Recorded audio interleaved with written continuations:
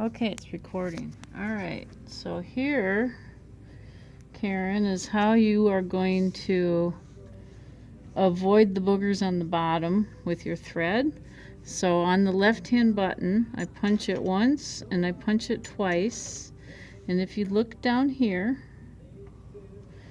I have my top thread and I just pulled up the bobbin thread like so. Let me do that again. So I do a left punch twice, I pull the machine away, and then I can pull the bobbin thread up just like that.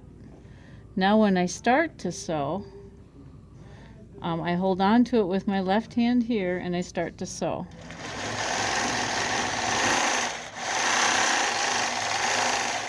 Now when I end, so I stopped my machine, I'm pulling it away, grabbing the thread, pulling it back to where I came up, left punch again 2 times, pull the machine away, and that pulls the bobbin thread up. There's my scissors, excuse me. So it's different when you start and when you end.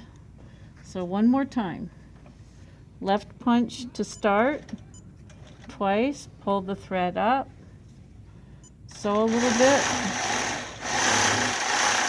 stop sewing, pull the machine away, grab the thread, left punch twice, pull the machine away, that pulls the bobbin thread up, and we're done.